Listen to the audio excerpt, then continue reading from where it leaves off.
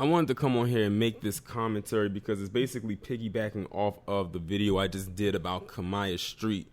And if you watched the entire video and you heard what I was saying at the end, I said I'm going to segue that into a whole nother topic. Now, this is a story. It's not a story, but it's a topic I should have been talking about for a long time. So you're looking at this picture right here and you see basically a herd of sheep. And all of the sheep that you see in there, except for one, are white and it's one black. Now, we all know when it comes to that term black sheep or the black sheep of the family, that's the one that often is what people will see as the stain of the family, or they are the ones that bring a negative energy to the family when everything seems to be going positive. Like, for example, if you're having a family function and all of a sudden the black sheep of the family walks in, it kind of brings the energy down. What was light is now starting to go dark. That's the black sheep of the family, someone that people really don't want around, but sometimes you don't have the nerve to actually tell them that you don't want them to be there. Things like that. Well, I wanted to talk about this because there's often this thing that happens when it comes to the black community, where we feel that if one person or just a couple of people do something, then that's going to put a stain on the entire community as a whole. And that's something that's just basically coming from social programming, and it has literally seeped into our psyche to actually function that way. So, for example, the Kamaya Street situation, I had someone has said in the comment section, so because this chick right here killed a black man, will that make all black women look bad? No, it wouldn't, because not all black women are killers. Just like with the Anaya Blanchard situation with her kidnapping and her murder, would that make all black men be kidnappers and murderers? No. But society has ingrained in us that we are these savages, and say that if one of us does something bad, then that's a stain on the entire community as a whole. But the only time they'll see us as individuals is when we're doing something good. Like Robert F. Smith, for example, a person with a net worth of $4.5 billion, I believe that's what it was the last time I checked. There's only one Robert Smith. There can't be any others. Like, so him accomplishing something that great with what he's doing, especially with the two things that he did this year concerning the Morehouse graduates and their parents, only Robert F. Smith could do that. Only one Robert F. Smith could do that. Like, what he does not reflect upon the entire black society as a whole. But if Robert F. Smith was the drug dealer or a murderer, then Robert F. Smith is a reflection on us all. And then we come out and we regurgitate saying things like, see, now he gonna make all black men look bad. No, he made himself look bad. Robert F. Smith, just hypothetically speaking, put Robert F. Smith in that situation. He didn't put us in that situation. I refuse to attach myself to something such as that, and you shouldn't either, honestly speaking. And I hate that many of us have that level of thinking. And it's almost like y'all are scared. Like, it's almost like, when some of you say, for example, when I do these stories and I talk about certain things, and that's why I stopped putting out stories until I find out who the person is, a name and a face. But when I used to do it, before finding out all the information, I would see comments saying, I hope to God that they weren't black and everything like that. And if they turned out to be black, then y'all will come out and say, see, now they're making the entire community look bad and this, that, and the third. No, they make themselves look bad. And that's the narrative that we have to push back with. That something that one person does or a couple people do should not reflect heavily onto you. It shouldn't. In my honest opinion. I mean, think about it for a second. Look at this opioid plague that is going on right now, and it is like literally ravishing through the palm-colored community. They rarely talk about it. They rarely discuss it. They probably talk about it maybe once a month, once or twice a month. That's it.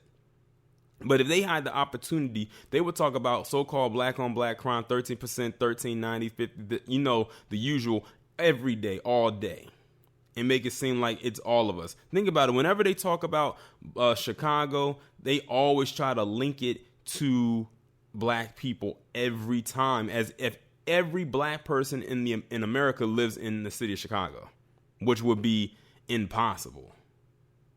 And that's another thing, because we know when they skew their numbers, well, skew our numbers, they skew their numbers too, but they heavily skew our numbers. And too many of our people fall for that every single time.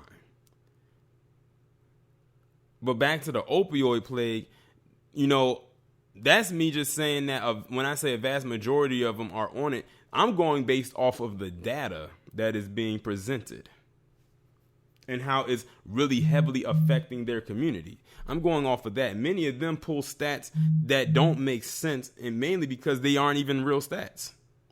So that's how they go about doing it, and to try to put it out there to try to make us look as inhumanly possible as they possibly can. Mind you, this is coming from a group of people who have caused destruction everywhere they have touched on the planet through the course of their history. But they have to keep pushing out this image that we are these savages so the world can make it believe that we the ones that do it. I wouldn't be surprised if they decided to try to create some kind of film in the future where we were the slave masters and they were the slaves. I would not be surprised. And I'm not saying that to jinx it. I'm saying it because because somebody probably has come up with that idea to turn that into a narrative. After all, at one point they did want Julia Roberts to play Harriet Tubman, and their excuse was it happened so long ago they wouldn't know the difference. But back to what I was saying when it comes to us in this whole level thinking of if one person does it, it affects us all. Look, what those two knuckleheads did to Anaya Blanchard does not affect me. It does not affect me. What that fool did aiding in the death of his daughter, that Richard Roundtree, does not affect all black fathers who have daughters. Because now it's like when they do something, you're putting an indictment on everyone else. And all you're doing is you're putting in a tighter microscope to zoom in on us even harder to try to make us a target. That's one thing that we as black people have a huge issue with, is we find a way to try to blame all of us for one person's mishaps or a couple people's mishaps. Just because you have a few black women who happen to be single mothers doesn't mean every black woman is a single mother, but they'll put that out there because of a stereotype. It's so many stereotypes with us is ridiculous. I think we are probably some of the most over stereotyped group of people on the planet, especially in America. Like I said, what one person do, they assume that we all do. And I refuse to have that label put upon myself. And if you don't fall into that category, you shouldn't want it either, which means you should be pushing back against it as well. Especially since there are so many great things about us that we could talk about. But greatness doesn't sell, drama does. Why do you think they have World Star and the Shade Room and Baller Alert and the Griot and the Root, what we call it, the Weed? Because drama sells and excellence does not. Why do you think I like to talk about those stories where you have black people, especially our black youth, doing amazing things, starting businesses, getting pilot's licenses at the age of 16, going to these esteemed universities at a very young age, just a host of a bunch of things. Because they're not talked about. It's not celebrated. That's another thing. A lot of times we do not celebrate our successes. That's another con that we have as a collective, is we don't celebrate our successes more. We will celebrate drama and foolery way more and way faster than we will celebrate our successes, especially when it comes to our kids. Those should be a huge priority, especially when they're doing well. And I'm not just talking about a student or a kid getting honor roll or perfect attendance. I'm talking about a kid that could probably do something that could change the trajectory of their family situation or the course of society. Like I did that video about that young boy who's into trading and made $10,000, only 12 years old, and is nominated for a entrepreneurial type of award and has all types of other endeavors that will help other kids. That's something to brag about, but it doesn't get talked about because it's not popular. It's a shame that our successes aren't seen as popular. Now, that's one that I would say what he does can affect the rest of us. But because it's not seen that way, and because of all the stereotypes that we have on us, that it would never be seen that way. But across the way in the palm-colored territory, you don't see them saying, well, one mass shooter, that means we all are mass shooters. Or one person uses opioids and overdoses, means we all use opioids and overdose. One has a low birth rate, that means we all have a birth rate. Although, when you think about that birth rate, that they do have a huge foothold in that one. But you get what I mean.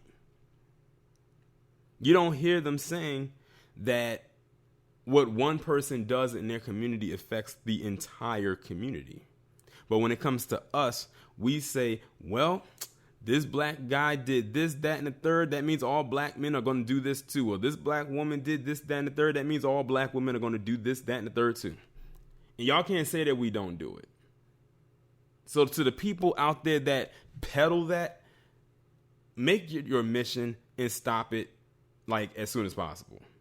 Because you wouldn't want that label for yourself. You wouldn't want that label for your kids if your kids are not into that, or any other person that's around you. If you know someone isn't like that, why would you indict an entire community off of what someone else did? And mind you, the person that probably did what you're indicting someone else on is a complete stranger, someone you don't even know. I highly doubt that anybody who watched the videos about Anaya Blanchard or Kamaya Street know any of the people that I talked about in that video personally. It may be one or two, but sometimes they email me. I've actually had people who have emailed me who said they were family members of certain people that I had talked about in my videos. I actually even also had a phone conversation with one person before, and that was maybe like 2 years ago. But like I said, if you do not fall into that category, don't sit up there and indict everyone else off of one person's mishaps. Because I'm far from what Anaya Blanchard's murderers did, and black women, you are far from, well, if that is you, you are far from what Kamaya Street did to that man in Atlanta, and a host of other things. If you are not that type of person, don't sit up there and say what one person does is going to make us all look bad. No, that means you bought into the programming, which means technically, psychologically, mentally, you're still a slave. And that line of thinking came from palm-colored people, where they basically said, well, what this one person has done right here, they're going to make you all look bad. Because apparently that person who did it is an extension of you. And that's also why when people say stuff like that, then they start to segue into also to another extreme, which is, well, I can't be a part of this community anymore because there's too many savages over here. I'm going to go run over here to the suburbs where I'm better appreciated, or where they don't do this type of thing. I said, y'all must not watch my videos, because a lot of crime happens in the suburbs. It just doesn't get talked about as much. When you control the media, you can control the narrative. And that's another thing. Don't try to run away because of what one person did. Don't even try, and then run right into another trap. That's another thing that a lot of us have an issue with, is that when there's a lot of stuff going on in the community, like look at what happened with the Popeye situation. Now, you really haven't heard anything since the whole stabbing and whatnot. Hopefully we don't hear anything else. I'm knocking on wood right now. But you had people say, see, this is why. And when people started off with, see, this is why, that's when they're getting ready to segue into the whole community indictment. That's usually the words, some kind of words of the community being indicted as a whole follows after that word why. See, this is why, comma, insert indictment. See, this is why other people look at us the way that they do. See, this is why the black community won't get any better. See, this is why, comma. See, this is why. See, this is why. And I know y'all have heard that before. Some of you have said it. But the thing is, you shouldn't be living for anybody else's approval, especially since the people whose approval you're living for got some shit going on with them. But they don't let it air out. That's another thing. A lot of them are good at hiding their issues. That's one thing we need to work on, is some kind of discretion. We like to put everything out there for on Front Street. Everything is not made for public consumption. Let some stuff stay in-house. But yeah, that's pretty much all I wanted to say. I didn't want to start rambling and start repeating my words and going all over the place into a tangent, and then I get completely off topic. But yeah, that's one thing that we need to stop doing, is saying what one person does will affect us all. No. What that person did affects them, because at the end of the day, that person made a choice. It was a bad choice, but that person made a choice. And whatever they do will affect them, because if whatever they did affected us all, then that means every murderer or every person who's black who murdered somebody, that means we will all be in jail, because that means we are all part of them. And like I said, it's all systematic. They use that as an excuse to keep an eye on us. To be honest, we wouldn't even have to say what one person did. It could be what one person did not do, and we would still be affected. But we just got to stop putting this indictment on the entire collective that we are these savages that they say that we are, and we're not. Yes, like I say in other videos, we do have some issues in the community, but what community doesn't? Like I said, it's because we're held under a microscope and we're used to living around each other, so we know how we function. If you was to go to other communities and live there for the same amount of time that you was as this, with yours, you would probably see the same thing. Then you have some people that say that they have lived in other communities most of their life and they've never experienced it. That's because they're very good at hiding it. And it probably also depends on where you live. Like if you grew up in the hoods in the projects and everything like that, and then go over to the suburbs, of course it's going to look different. But of course, if you grew up in the hoods, but then went over and lived in a trailer park, you'll see something completely different. Apples and oranges, I guess. But I'm going to end the video on that note right there. I hope my point got across as clear as I could possibly make it. But y'all let me know what y'all think about this down in the comments, and I'll talk to you in the next one.